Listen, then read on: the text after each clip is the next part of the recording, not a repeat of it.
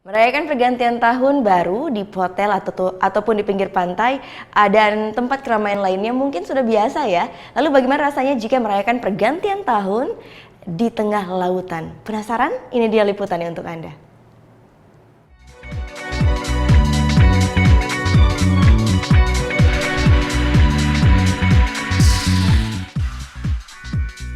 Ada hal berbeda yang dirasakan penumpang kapal Tilong Kabila saat berlayar dari Pelabuhan Benoa Denpasar menuju Bima, Nusa Tenggara Barat.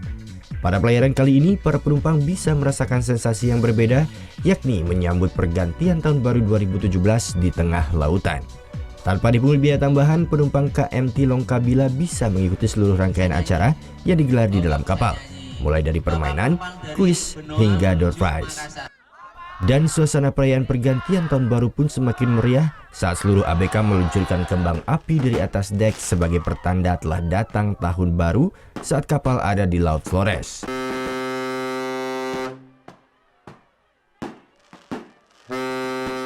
Pengalaman ini pun membawa kesan tersendiri bagi para penumpang.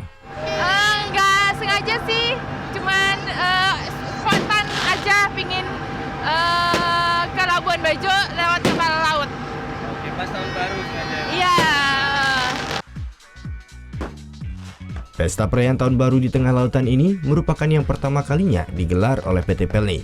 Kegiatan ini merupakan salah satu bentuk kepedulian PT Pelni kepada konsumennya untuk memberikan sensasi yang berbeda, yakni merayakan tahun baru di atas lautan. Mungkin di tengah laut, jadi adalah suatu kebanggaan nanti buat kami sebagai pelayan kepada masyarakat, pelayan kepada calon penumpang, supaya mereka mendapatkan suatu kenangan, oh beginilah kita merayakan tutup tahun 2017 di kapal PT Pelni.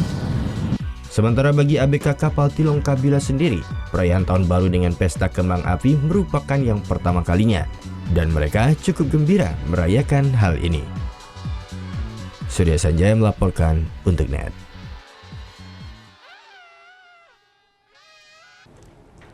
Thank you. Udah selesai nonton beritanya?